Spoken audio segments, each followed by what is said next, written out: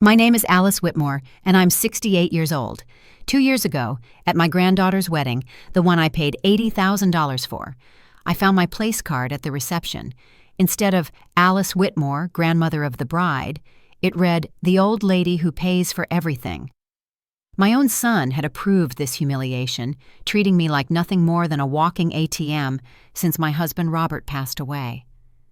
But what Richard and his wife Pamela didn't know was that Robert, in his infinite wisdom, had hidden a protection clause in his will, one that would activate if anyone in the family publicly humiliated me. Before I reveal how this secret clause turned their greed into their downfall, please take a moment to like and subscribe, but only if you truly enjoy this story. I'd love to know where you're watching from and what time it is in your corner of the world. Share in the comments below. It helps me feel less alone in telling this painful truth. Now let me take you back to where it all began, to the day my beloved Robert's heart stopped beating and my son's true nature started showing. The morning Robert died started like any other Tuesday. He was reading his newspaper at the breakfast table, complaining about the Burlington City Council's new lakefront development plan, when suddenly his coffee mug crashed to the floor. By the time the paramedics arrived, my husband of 45 years was gone. A massive heart attack, they said. No warning signs. Just gone. I remember standing in our kitchen afterward, staring at that coffee stain on the hardwood floor, unable to move. Robert had installed those floors himself when we first bought this house overlooking Lake Champlain 30 years ago. "Alice," he'd said then, "this is where we'll grow old together."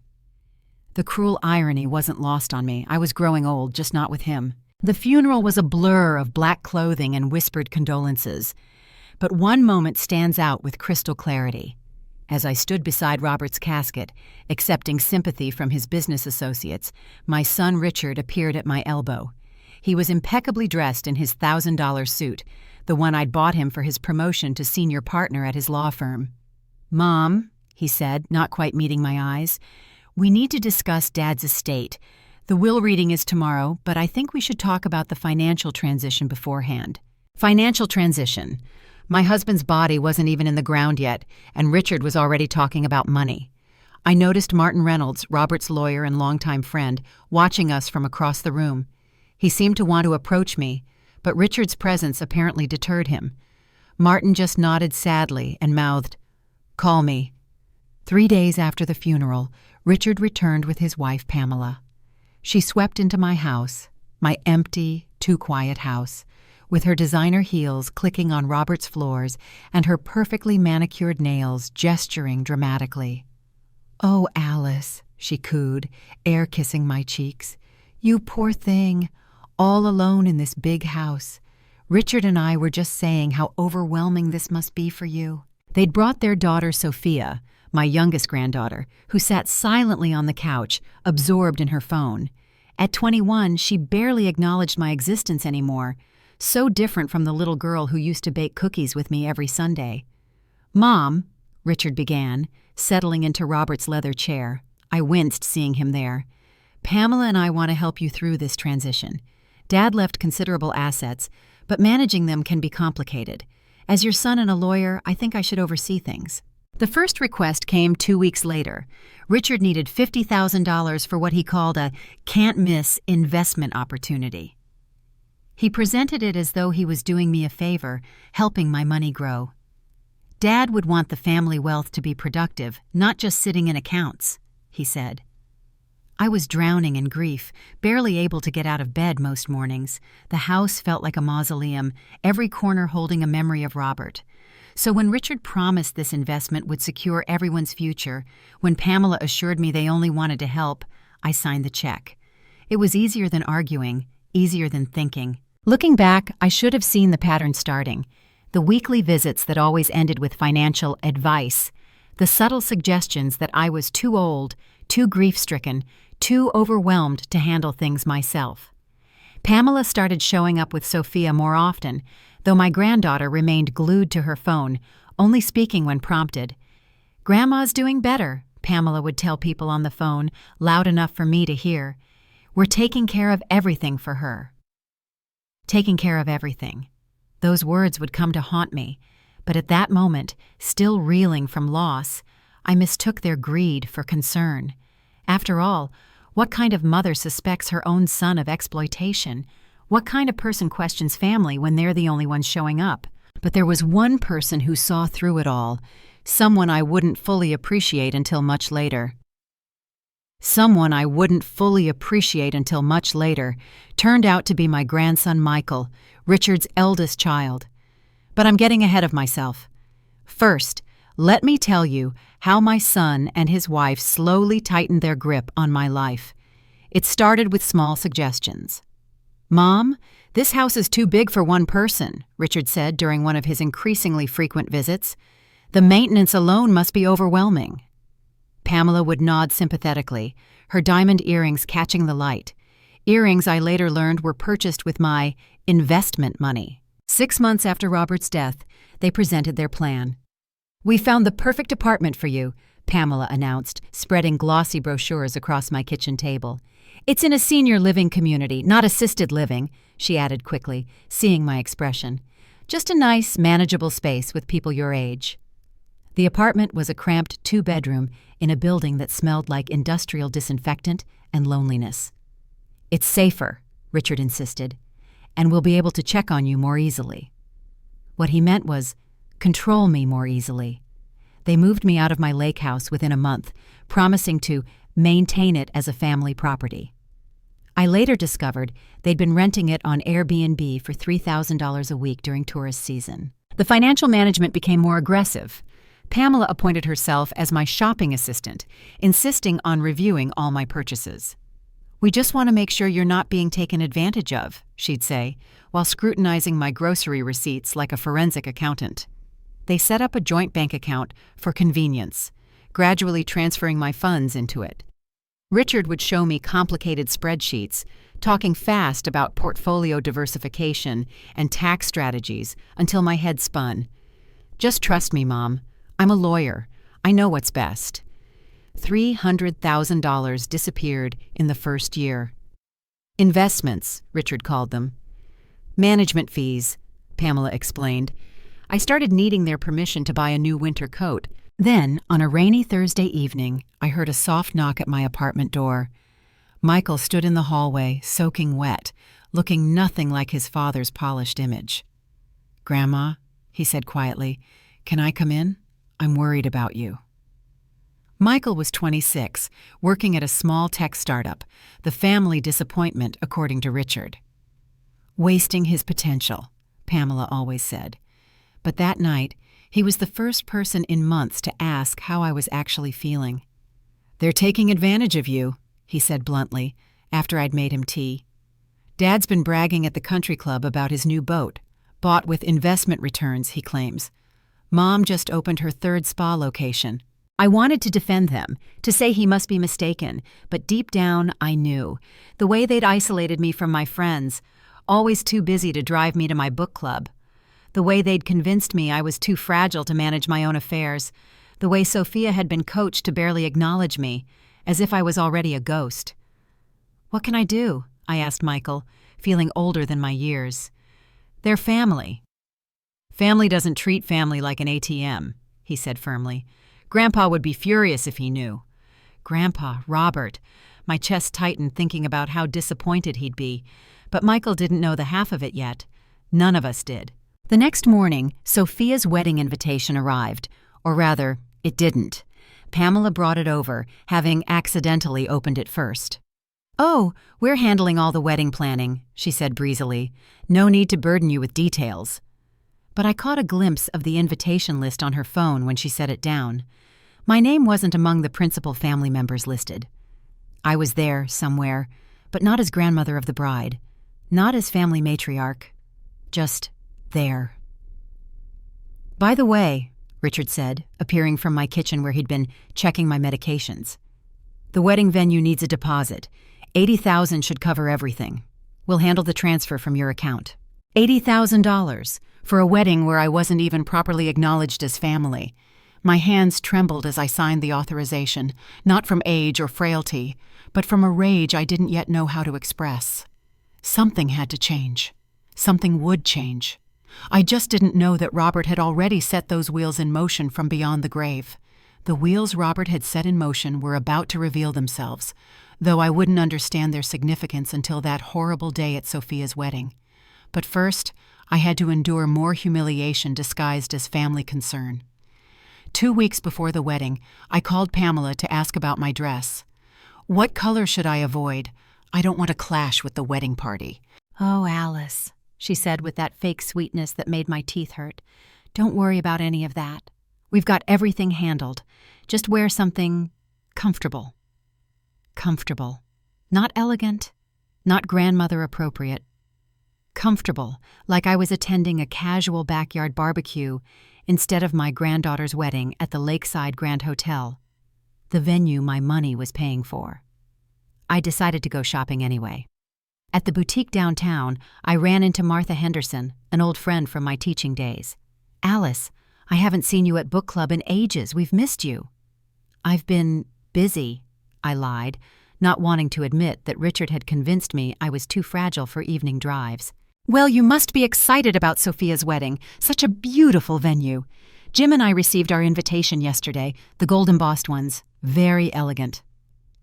Gold embossed? I'd never seen the actual invitations. When I got home, I searched online for the wedding website Sophia had created. There it was, public for anyone to see. The About Our Families section made my blood run cold. Richard and Pamela were described in glowing paragraphs. Sophia's future in-laws got similar treatment. And me? A single line. "The bride's grandmother, Alice, has generously contributed to our special day." Contributed. Like I was a corporate sponsor, not the woman who taught Sophia to read, who held her when she cried over her first heartbreak, who had loved her unconditionally for 23 years. That evening, I found more bills in my mail, forwarded from the lake house. Catering, $30,000. Flowers, $15,000. Photography, $8,000. Band, $12,000. All charged to my accounts, all approved by Richard without my knowledge. The running total was now over $80,000, and climbing. I called Michael, my hands shaking. "They're spending my money like water, and I'm nobody to them." "You're not nobody, Grandma," he said firmly. "And I think you should call Martin Reynolds, Grandpa's lawyer. There's something you need to know." But before I could call Martin, Pamela arrived with urgent wedding preparations. "The calligrapher needs the exact names for the place cards," she said, pulling out her tablet. "I'll handle yours, of course." "What will it say?" I asked. "Oh, just your name. Simple and elegant." She typed quickly, then snapped the tablet shut before I could see the screen. 3 days later, I discovered the truth. The caterer called my apartment by mistake, confirming special dietary requirements for the guest listed as the old lady who pays for everything. The young man on the phone seemed confused when I went silent. "Ma'am, that is the correct title for Table 12, Seat B, isn't it?" Table 12, the last table, Seat B. Not even the courtesy of a proper name. I hung up and immediately called Martin Reynolds. His secretary put me through right away. "Alice," Martin's voice was warm but concerned. "I've been hoping you'd call. I've been watching things. Robert asked me to keep an eye on you, but I couldn't interfere unless you reached out first." "Martin, what do you mean Robert asked you? Can you come to my office tomorrow? Bring Michael if you can. There are documents you need to see. Things Robert put in place that, well, let's just say your husband was a very smart man who knew his son better than Richard realized." That night I couldn't sleep. I stood at my apartment window, looking out at the distant lights of Lake Champlain. Somewhere out there was my house, Robert's and my house, being rented to strangers while I lived in this sterile box. Tomorrow was Sophia's wedding. Tomorrow, I would sit at table 12, labeled as nothing more than a bank account. But Martin's words echoed in my mind. Your husband was a very smart man. Robert had always been 3 steps ahead in business. Had he been 3 steps ahead in this too? Tomorrow would tell. Tomorrow, everything would change. I could feel it in my bones, the same instinct that had made me a good teacher, that had helped me sense when a student was struggling. Something was coming. Something was indeed coming, and it arrived in the form of the most humiliating day of my life, though it would also become the day of my liberation. I arrived at the Lakeside Grand Hotel an hour early, wanting to see Sophia before the ceremony. The lobby was magnificent, decorated with white roses and gold ribbons, all paid for with my money, though you'd never know it from how I was treated. "I'm looking for the bride's preparation suite," I told the concierge. She checked her list. "And you are?" "Alice Whitmore, the bride's grandmother." She frowned, scanning the list again. "I don't see you on the immediate family list for suite access. You're at table." She ran her finger down the page. 12, cocktail hour starts at 5. Immediate family. I'd raised Sophia for 3 summers when Richard and Pamela traveled for work, but I wasn't immediate family. I found my way to the reception hall instead, wanting to see the setup I'd paid for. The room was breathtaking. Crystal chandeliers, silk draping, centerpieces that must have cost a fortune each. I walked slowly between the tables, reading place cards. Table 1, Richard and Pamela, prominent positions. Table 2, the groom's parents. Tables 3 through 11, friends, colleagues, distant relatives I recognized. Then I reached table 12, tucked in the back corner by the service entrance and restrooms. The smell of industrial cleaner wafted over from the nearby facilities. And there it was, my place card, in the same elegant calligraphy as all the others. The old lady who pays for everything. I picked it up with trembling fingers. Not grandmother, not Mrs. Whitmore, not even Alice. Just a cruel joke, a reduction of my entire existence to a financial function. "Oh my God!" a voice said behind me.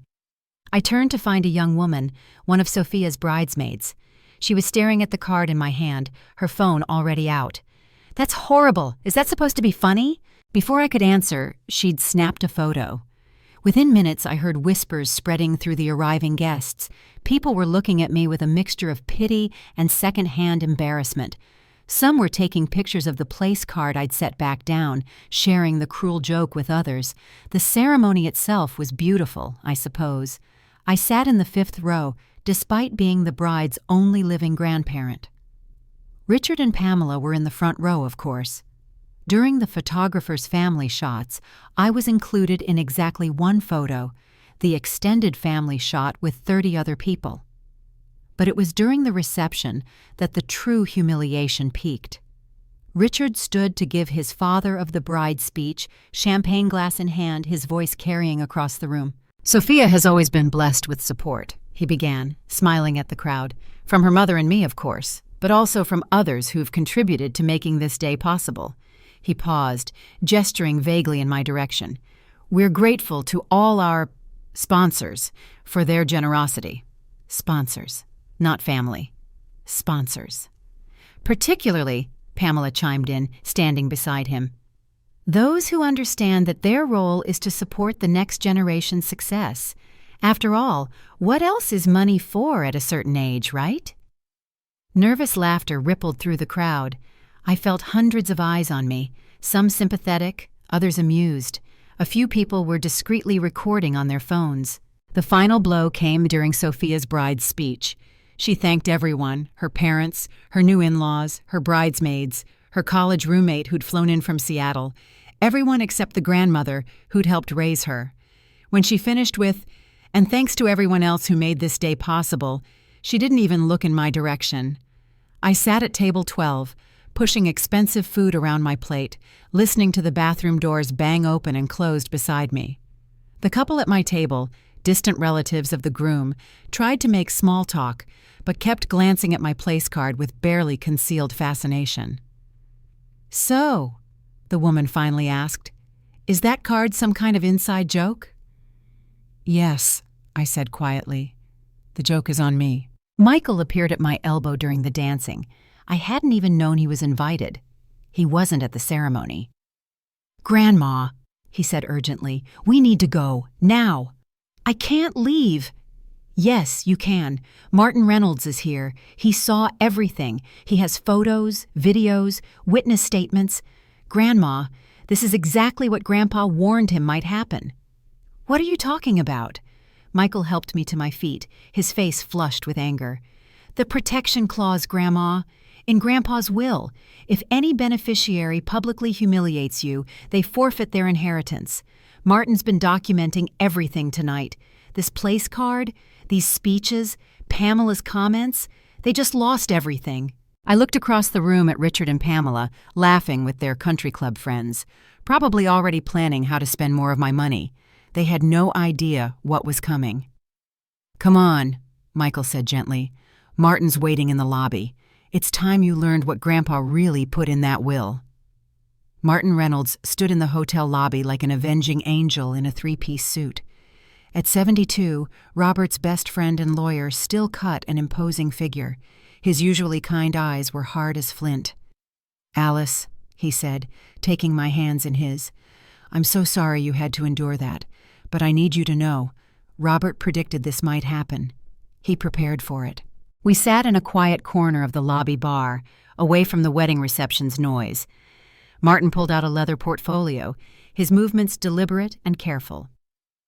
"2 months before Robert died," he began, "he came to my office. He was worried about Richard, said he'd noticed some concerning behavior, the way Richard always steered conversations to money, how he treated you when he thought Robert wasn't watching." My throat tightened. Robert knew? He suspected, so he added a codicil to his will, a protection clause. "I have it here." Martin opened the portfolio, revealing a document with Robert's familiar signature. It states, and I quote, "Should any beneficiary of this will publicly humiliate, demean, or emotionally abuse my beloved wife Alice in a manner that causes her public embarrassment or distress, said beneficiary shall immediately forfeit all rights to inheritance, with their portion to be redistributed among remaining beneficiaries who have shown proper respect and care." I stared at the paper, my hands shaking. Robert did this for me? "There's more," Michael said gently. "Tell her about the documentation requirements." Martin nodded. Robert was thorough. The clause requires documented evidence, photos, videos, witness statements. He knew Richard was a lawyer, knew he'd fight any disinheritance, so Robert made sure the burden of proof was clear but achievable. "And tonight?" I asked, though I already knew the answer. "Tonight, I documented everything." Martin pulled out his phone, showing me video after video. The place card, Richard's sponsor comment, Pamela's cruel joke about age and money. I also have 17 witness statements already, including 3 from Richard's own law partners who were appalled by the display. "But I never wanted," I started, then stopped. Hadn't I? Hadn't some part of me wanted them to face consequences? "There's something else you should know," Martin continued.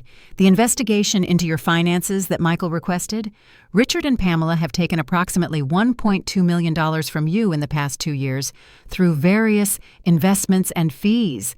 That's fraud, Alice. Criminal fraud." The room seemed to spin. Over $1 million. My teacher's pension, Robert's life insurance, our savings, all of it siphoned away while they convinced me I was too old and fragile to manage my own life. "What about Sophia?" I asked, thinking of my granddaughter despite everything. "The clause only applies to direct beneficiaries who participate in the humiliation," Martin explained. "Sophia's trust fund from Robert remains intact, though it doesn't mature until she's 30. However, Richard and Pamela's portion, approximately $3.5 million in assets and investments, would be forfeited. $3.5 million they'd been stealing from me while sitting on an eventual inheritance worth millions." "You have 72 hours to decide whether to invoke the clause," Martin said. "Robert wanted you to have time to think, not make a decision in anger." A commotion from the reception hall interrupted us. Richard had emerged, his face red, Pamela trailing behind him. They'd apparently noticed my absence. "Mother!" Richard called out, his voice carrying that false concern I'd grown to recognize. "There you are. You can't just leave without saying goodbye. People will talk." "Let them talk," Michael said, stepping protectively closer to me.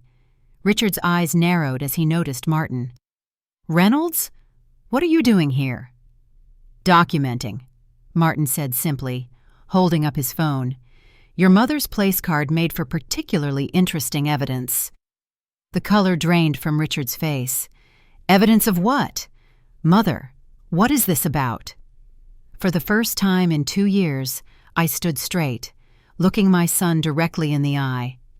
It's about choices, Richard. Yours and mine. You're being dramatic, Pamela interjected, her voice shrill. It was just a joke.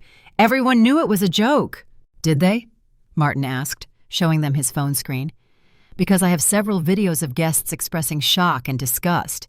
Your own law partner, Richard, James Morrison, called it the cruelest thing he'd ever seen a son do to his mother.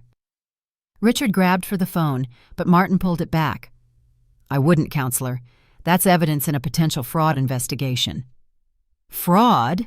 Richard's voice cracked. What fraud?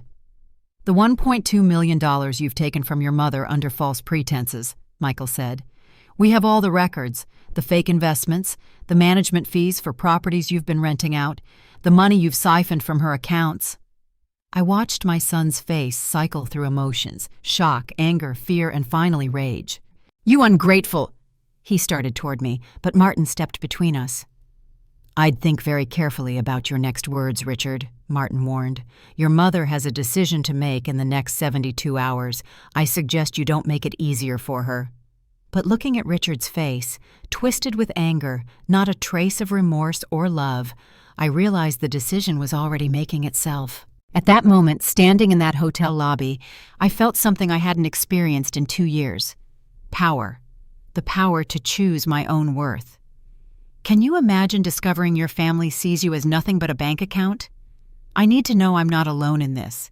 If you've ever been used by someone who should love you, type enough in the comments.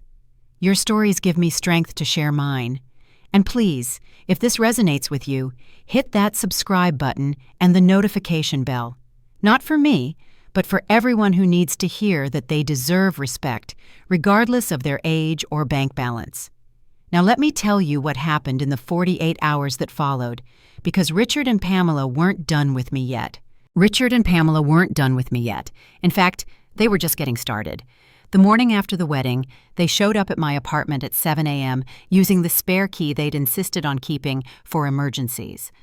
I woke to find them in my living room, Richard pacing like a caged animal, while Pamela sat on my couch, typing furiously on her phone. Mother, Richard said without preamble, we need to discuss this protection clause nonsense. Martin Reynolds has clearly been filling your head with lies. The only lies, I said, pulling my robe tighter, have been yours. Get out of my apartment. Actually, Pamela said, not looking up from her phone, we need to discuss your living situation. I've been in touch with Sunset Manor. They have an opening in their memory care unit. Memory care? I stared at her. I don't have dementia. Don't you? Richard pulled out a folder. Forgetting to pay bills, confusion about finances, paranoid delusions about family members stealing from you, classic signs of cognitive decline. The folder contained documents, medical forms with my name, a doctor's signature I didn't recognize, statements about my deteriorating mental state. All fabricated, all lies. You forged medical documents? We had you evaluated, Richard said smoothly. Dr. Brennan observed you at the wedding. Your behavior was concerning. Dr. Brennan. I remembered him now. A thin man at table 3 who'd watched me all evening. They'd planned this. The tour is scheduled for tomorrow, Pamela announced. We'll have you moved by the weekend. Don't worry, we'll take excellent care of your finances while you're getting the help you need. They left as abruptly as they'd arrived, leaving the forged documents on my coffee table. The implications were clear: cooperate or be declared incompetent. I immediately called Michael. Within an hour, he arrived with his laptop and a determined expression. Grandma, I've been doing some digging, he said, opening file after file. This is worse than we thought. The evidence was damning. Richard had 3 elderly clients currently suing him for financial misconduct, cases he'd hidden from his firm. Pamela's spa empire was built on debt and fraud, with 2 locations already in bankruptcy proceedings. They owed over $500,000 to various creditors. They're desperate, Michael explained. "They need your money and Grandpa's inheritance to avoid complete ruin. But if they declare me incompetent, they can't.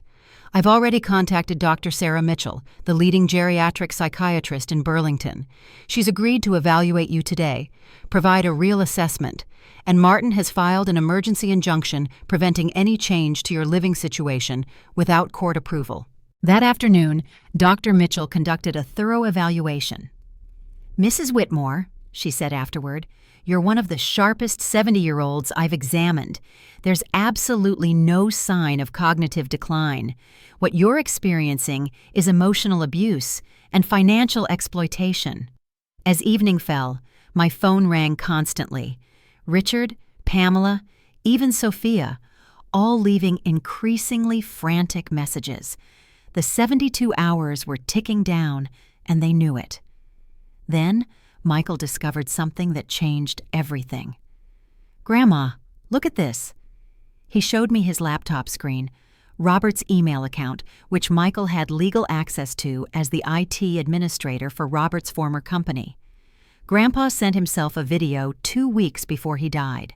The video opened with Robert's familiar face, thinner than I remembered, clearly already sick though we hadn't known it yet. "If you're watching this," Robert's voice filled my small apartment, "then I'm gone, and you're probably discovering what I've suspected about Richard. Alice, my darling, I'm sorry I couldn't protect you in person, but I've done my best to protect you through the law." He went on to detail his observations, Richard's manipulations, Pamela's greed, his fears for my future. "I've instructed Martin to document everything. The protection clause is ironclad. Use it, Alice. Don't let misplaced maternal love keep you from protecting yourself. Richard stopped being our son the day he chose money over family." The video ended with Robert looking directly at the camera. "Be strong, my love. You deserve respect, dignity, and peace. Don't let anyone, not even our son, take that from you." I sat in silence, tears streaming down my face. Even from beyond the grave, Robert was still protecting me. The next morning, 48 hours since the wedding, Richard and Pamela returned with 2 men I didn't recognize. "Mother," Richard announced, "this is Dr. Brennan and Mr. Foster from Sunset Manor. They're here to escort you to your new home." "I'm not going anywhere," I said, standing my ground. "You don't have a choice," Pamela said. "We have power of attorney." "No," I said, pulling out my phone. "You don't." I played the recording Martin had sent me. Richard at the wedding, clearly stating I was competent enough to pay for everything, making financial decisions. His own words destroyed his incompetence claim. "Get out," I said. "All of you. You have 24 hours left. After that, Martin Reynolds will be in touch." Richard's face turned purple. "You wouldn't dare disinherit your own son." But looking at him, this stranger wearing my son's face, I knew exactly what I would dare.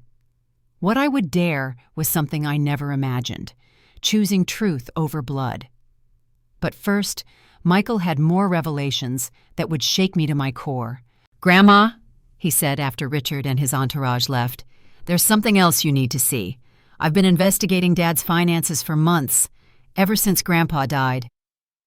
He opened a new folder on his laptop, filled with bank statements, legal documents, and email chains.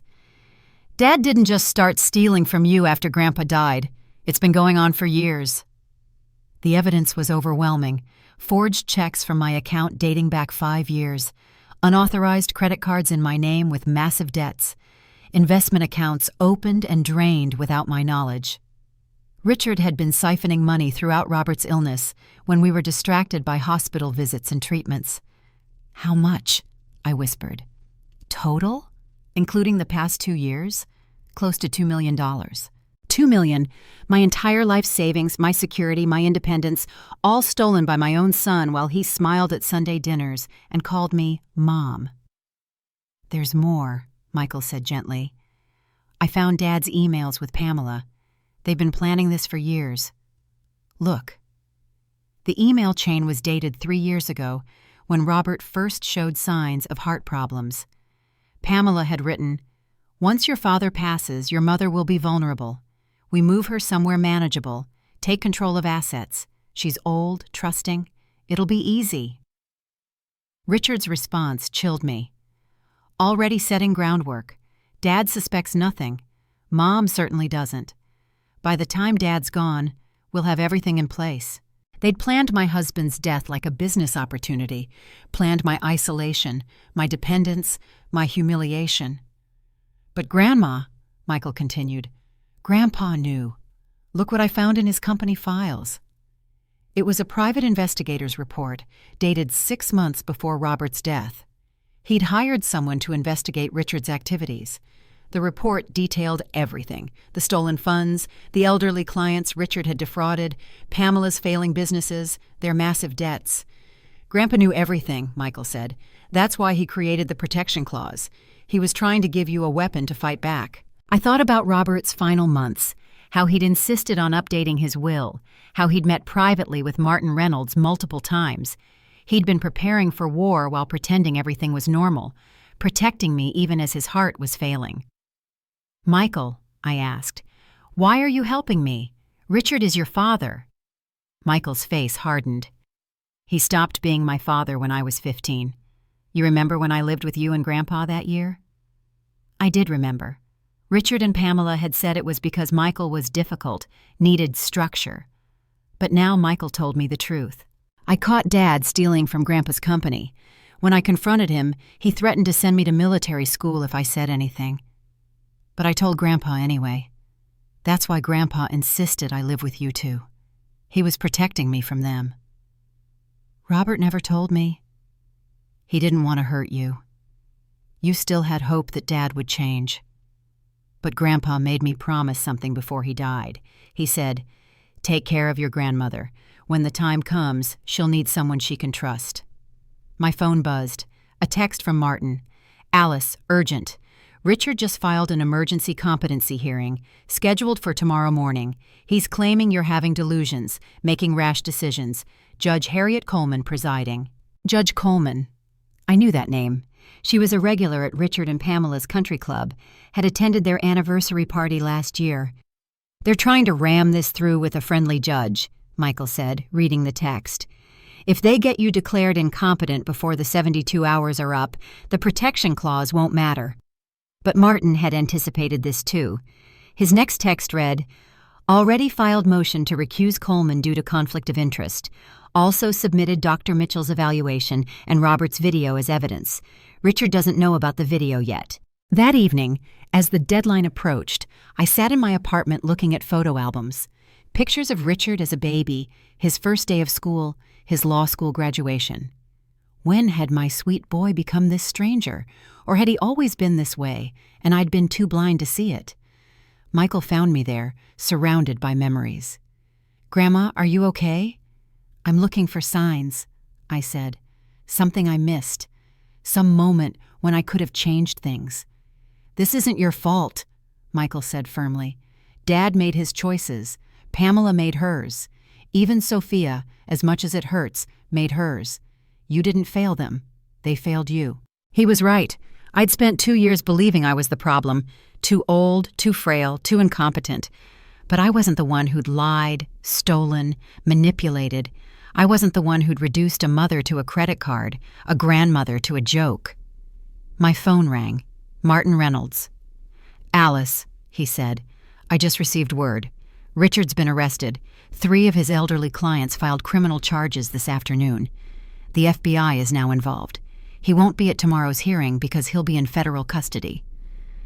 The room spun. My son. In jail. Despite everything, my heart broke a little. "Alice," Martin continued, "the 72 hours are almost up. Have you made your decision about the protection clause?" I looked at Michael, at the evidence spread before me, at the photos of the family we'd once been. The decision, I realized, had been made long ago, not by me, but by Richard and Pamela, when they chose greed over love. The decision had been made by them, and now it was time for me to enforce it. But the universe had one more surprise in store, one that would change everything in ways I never expected. The next morning, instead of a competency hearing, I found myself in Martin Reynolds' office with Michael, facing a room full of people I didn't expect.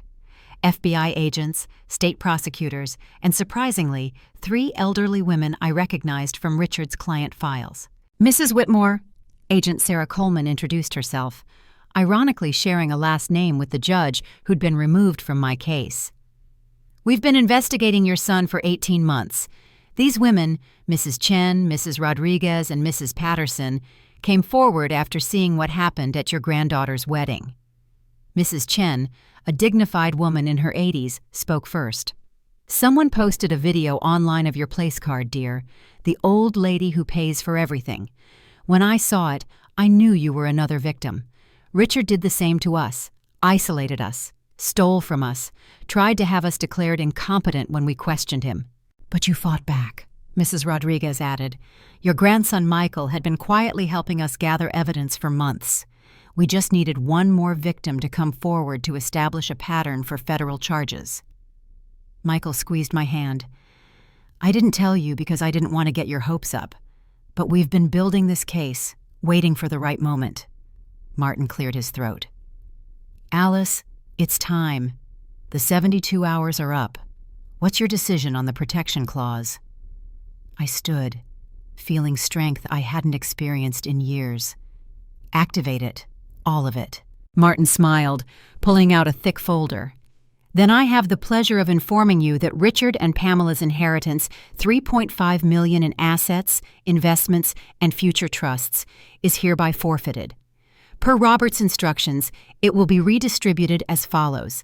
$500,000 to Michael for, quote, showing the loyalty and love that defines true family. The remainder returns to you, Alice, along with full restoration of your power of attorney and financial autonomy. What about Sophia? I asked, still concerned for my granddaughter despite her behavior. Her trust remains intact but with new conditions, Martin explained. She can access it at 30, provided she maintains no financial relationship with her parents and completes a financial ethics course. Robert added that codicil specifically, saying he wanted to give her a chance to choose a different path. Agent Coleman stood.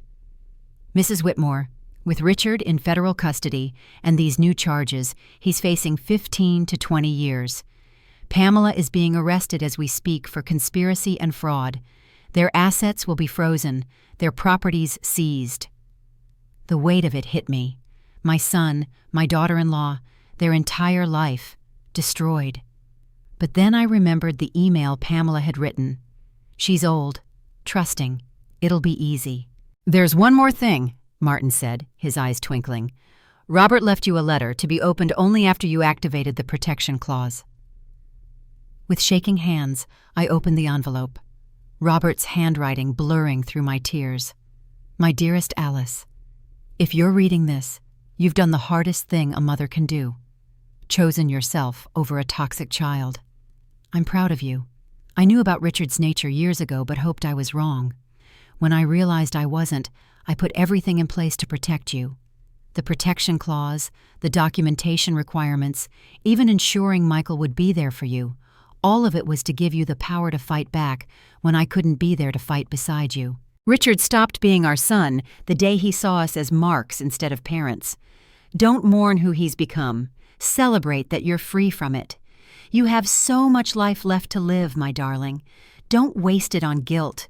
You were a wonderful mother. Richard's choices are his own. Be happy. Be free. Be the amazing woman I fell in love with 50 years ago and never stopped loving. All my love, Robert P.S. Check the last page of our photo album. I left you one final surprise. Michael drove me home, my real home, the lake house that was being returned to me. In the photo album, tucked behind the last picture, was a deposit slip. Robert had opened a secret account in my maiden name, Alice Foster, with $100,000 and a note. Your freedom fund. For the woman you are, not the mother you were forced to be. That evening, as we sat in my reclaimed kitchen, Michael asked, What now, Grandma? Now, I said, looking out at Lake Champlain. I live, really live, not as Richard's mother, or Pamela's ATM, or even Robert's widow, as Alice, just Alice. My phone buzzed, a text from Sophia. Grandma, I'm so sorry, can we talk? I showed it to Michael. "What do you think?" "I think," he said carefully, "that everyone deserves a second chance, but not a third." I texted back, "Come for dinner Sunday, just you. We'll talk." The sun was setting over the lake, painting the sky in shades of gold and pink. For the first time in 2 years, I felt like I could breathe. The woman who'd been labeled the old lady who pays for everything was gone. In her place stood Alice Whitmore, survivor, fighter, and finally free. You know what's funny? I spent 70 years believing that family meant accepting any treatment, any cruelty, because blood is blood. But real family, like Michael, like the husband who protected me even after death, real family lifts you up, not tears you down. I see your comments coming in, and my heart breaks for those of you sharing similar stories. To everyone who typed enough earlier, you're right. It is enough. We deserve better. If you're finding strength in my story, please share it with someone who needs to hear it. Subscribe and hit that bell so you don't miss what happens next, because Sophia's visit and the aftermath of Richard's arrest brought revelations I never saw coming. Let me tell you how this all truly ended. The aftermath came swift and merciless. Within a week of Richard's arrest, the local news picked up the story. Prominent Burlington lawyer charged with elder fraud. His law firm immediately terminated him, issuing a statement distancing themselves from his actions. The country club revoked his and Pamela's membership. Their house, that monument to stolen wealth, had a "for sale by federal order" sign within days. Pamela's arrest had been even more dramatic. The FBI took her from her spa in front of customers and employees. Her business empire, built on my money and fraud, collapsed overnight. All 3 spa locations closed within 48 hours. Her Instagram account, where she'd posted about luxury and success, became flooded with comments from angry customers and unpaid vendors. But it was Sophia's Sunday visit that truly tested my resolve. She arrived at my lake house, my real home, looking nothing like the radiant bride from 2 weeks ago. Her designer clothes were replaced with jeans and a simple sweater. Her eyes were red from crying. "Grandma," she began, then stopped, tears flowing. "I don't even know where to start." "The beginning," I said, pouring her tea in my kitchen, the kitchen where she'd learned to bake cookies 15 years ago.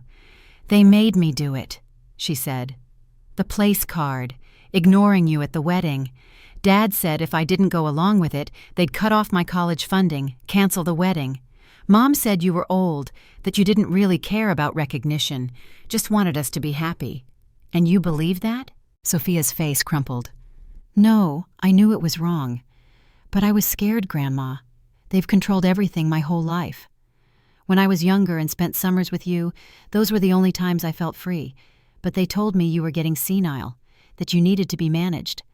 I wasn't senile, Sophia. I was being robbed. I know that now.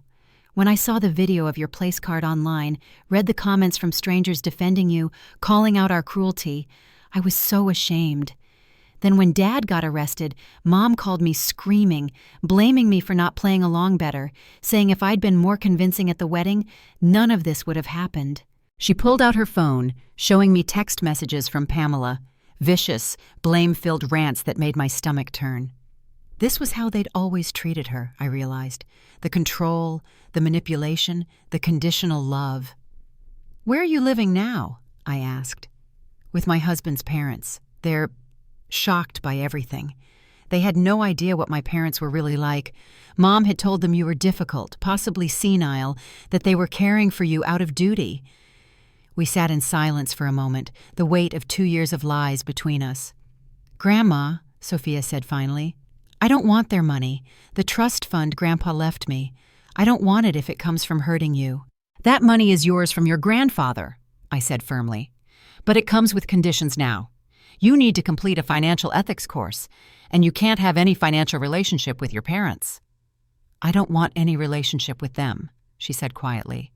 "Dad called me from jail, you know, not to apologize, not to ask if I was okay.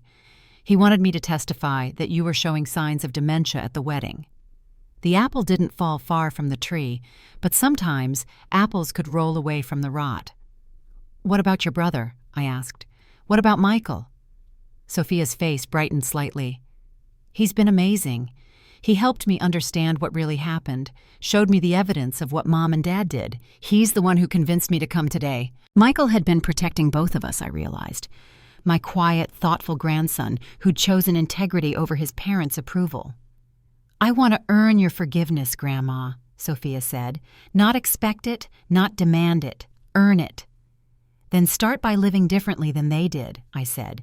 "Show me through actions, not words." She nodded, understanding this was a beginning, not an absolution. That evening, after Sophia left, Michael called with an update. Dad's bail was denied. The prosecutor says with 3 victims testifying and the FBI evidence, he's looking at minimum 10 years, possibly 15. Pamela made bail, but has to wear an ankle monitor. "How do you feel about that?" I asked him. "Relieved," he said without hesitation. "They're finally facing consequences. Grandma, they destroyed so many lives. Not just yours. Those other women, their clients, even Sophia in a way. It had to stop." He was right. The dominoes were falling, each revealing another layer of destruction Richard and Pamela had wrought. But from destruction, sometimes, comes the chance to rebuild. The chance to rebuild came in ways I never expected. 6 months after that horrible wedding, my life had transformed completely. The lake house was mine again, filled with light and laughter instead of shadows and silence. I started teaching again, not in a classroom, but in my own kitchen. Cooking for One Doesn't Mean Eating Alone became my weekly class for widows and widowers in Burlington. We'd gather every Wednesday, 15 lonely souls learning to make meals and finding community. Mrs. Chen, Mrs. Rodriguez, and Mrs. Patterson, Richard's other victims, became my regular students and eventually my dearest friends. "Alice," Mrs. Chen said one afternoon, chopping vegetables with newfound confidence, "you saved us all, you know, not just from Richard, but from believing we were helpless." Michael's startup had taken off with the investment I'd made from the reclaimed funds. His company, which developed financial protection software for seniors, was born from watching what happened to me. He named it Guardian Angel, and Robert would have been so proud. "Grandma," he told me during our Sunday dinner, a new tradition we'd started, "we just got our 100th client. Every time the software prevents a fraudulent transaction, I think of you and Grandpa." Sophia had enrolled in night school for her financial ethics certification while working at a nonprofit that helped elder abuse victims. She came to Sunday dinners too, slowly earning her place back in my life through consistent action. "I testified yesterday," she told me one evening, "at Dad's trial. I told them about the place card, about how they talked about you. The prosecutor said my testimony was crucial." Richard's trial had been swift. With overwhelming evidence and multiple victims, his lawyer advised pleading guilty for a reduced sentence. He got 12 years federal prison with possibility of parole in 8. Pamela received 5 years for conspiracy and fraud, though she'd likely serve 3. The day of Richard's sentencing, a letter arrived at my house. His handwriting from federal detention. "Mother, I suppose you're satisfied now. You've destroyed everything I built, taken everything I worked for. I hope you're happy with your victory. You've lost a son and gained what? Money? Pride? You were always too soft, too trusting. Dad knew it, I knew it. We just handled it differently. He protected you from the world. I tried to protect you from yourself. I'll never forgive you for choosing Michael over me, for believing strangers over your own son. When I get out, don't expect me to come crawling back. Richard." Even facing prison, he felt no remorse, only rage at being caught. I kept the letter as a reminder that some people, even our children, can be too broken to save. But then, a week later, another letter arrived, this one from Pamela, written from her cell. "Alice, I'm writing because my therapist says I need to face what I've done. Richard and I fed each other's worst impulses. We convinced ourselves we deserved your money, that we were somehow entitled to it. I'm getting divorced. My lawyer will send papers. I want nothing from Richard or his family anymore. When I get out, I'm moving to California to live with my sister and start over." I'm sorry for what we did to you. I don't expect forgiveness. I just wanted you to know that prison has given me time to see who I became, and I'm horrified. Pamela. At least one of them had found a conscience, even if it took iron bars to reveal it. Spring arrived with unexpected joy. Michael got engaged to a wonderful woman named Jennifer, a social worker who understood our complicated family dynamics. At their engagement party, held in my backyard overlooking the lake, Michael raised his glass for a toast. To my grandmother, who taught me that real strength isn't about controlling others, but about standing up for yourself. And to my grandfather, who loved us enough to protect us, even from each other. Sophia had brought her husband, and I watched her watching Michael, seeing what a child who chose love over money looked like. She was learning slowly to be different. That night, after everyone left, I sat on my porch with Robert's photo album. The Freedom Fund account he'd hidden for me had grown to $150,000 with interest. I'd used some for the cooking classes, some for Michael's business, and saved the rest for whatever came next. "You did it, Robert," I whispered to his photo. "You saved me, even after you were gone." The moon reflected off Lake Champlain, and for the first time since his death, I felt genuinely happy. Not just surviving, but thriving. The old lady who paid for everything had become the woman who chose herself. The woman who chose herself was about to discover just how much life remained to be lived. A year after the wedding that changed everything, I published my memoir, When Love Means Letting Go, A Mother's Journey from Exploitation to Empowerment. Michael had encouraged me to write it. "Your story could help thousands of seniors trapped in similar situations," he'd said. He was right. Within a month of publication, I was receiving letters from elderly parents across the country, sharing their own stories of financial abuse by adult children. One letter particularly moved me, from an 82-year-old man in Texas. "Mrs. Whitmore, your book gave me the courage to say no to my daughter's latest demand for money. She called me selfish. I called a lawyer. Thank you for showing me that self-preservation isn't selfishness." The book's success led to speaking engagements. Me, Alice Whitmore, former small-town teacher, standing before audiences of hundreds, sharing the painful truth about family exploitation. At one event in Boston, a woman approached me afterward. "My son is doing to me what Richard did to you," she whispered, "but I don't have a protection clause. What do I do?" "You document everything," I told her, holding her shaking hands. "You call Adult Protective Services. You remember that love doesn't mean accepting abuse, even from your children." Michael's company had grown to 50 employees, with Jennifer running their non-profit arm that provided free services to seniors who couldn't afford protection. At the ribbon cutting for their new office, Michael announced they were dedicating the building to Robert Whitmore. "My grandfather saw the future," Michael said. "He knew technology could either exploit seniors or protect them. We choose protection." Sophia graduated from her financial ethics program with honors. She'd started a blog about recovering from toxic family dynamics, writing with brutal honesty about her role in my humiliation. Her post titled, "I Helped Destroy My Grandmother for Money," went viral, sparking conversations about complicity and redemption. "Grandma," she said during one Sunday dinner, "I've been offered a book deal, but I won't do it without your blessing. This is your story, too." "Tell your truth," I said. "If it helps one young person recognize manipulation, it's worth it." 2 years after Richard's imprisonment, I received a call from the federal prison. Richard wanted to see me. Against Michael's advice, I went. He looked older, grayer, smaller somehow in his orange jumpsuit. We sat across from each other at a metal table, supervised by guards. "Why did you come?" he asked, his voice flat. "Because you're still my son," I said. "I don't like you, I don't trust you, but I gave birth to you. That means something, even if you destroyed everything else." "I've been reading your book," he said. "The prison library has 3 copies. Other inmates keep asking if I'm really the son you wrote about." "What do you tell them?" "The truth. That I was."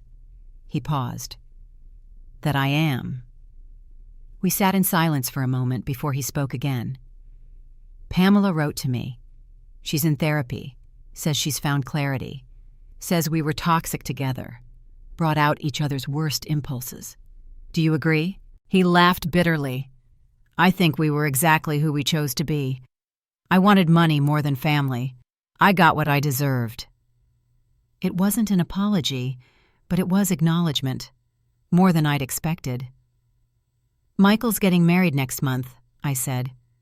Sophia's pregnant with your first grandchild. His face flickered with something. Regret, perhaps, or just curiosity. Will you tell them about me? He asked. I'll tell them the truth, I said, that their father and grandfather made choices that led him here, and that they have the power to make different choices. As I left the prison, I felt lighter.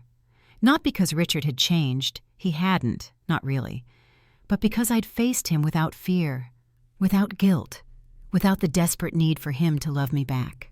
That evening, I hosted my cooking class, 15 widows and widowers, laughing over burnt soufflés and perfect pasta.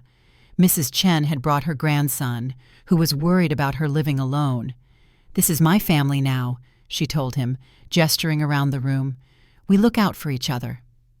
After class, I stood in my kitchen, Robert's and my kitchen, and thought about the journey. From the old lady who pays for everything, to author, speaker, teacher, survivor. The protection clause had saved my finances, but choosing myself had saved my life. My phone buzzed. A text from Michael.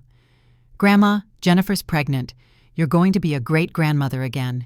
This child will know only love, respect, and healthy boundaries. Promise. I smiled, touching Robert's photo on the wall. We did it, my love. We broke the cycle. The moral was clear. Self-love isn't selfish. It's survival. So I ask you now, after hearing my story, was I right to activate that protection clause? If you believe family should face consequences for exploitation, type Alice Strong in the comments. If you think I should have forgiven Richard completely, shown mercy despite everything, type family first. There's no perfect answer, only the choice each of us makes when faced with family who sees us as ATMs instead of human beings. Subscribe for more stories of survival and strength, and remember, you deserve respect at any age. Your worth isn't measured by your bank account, but by the love you choose to accept.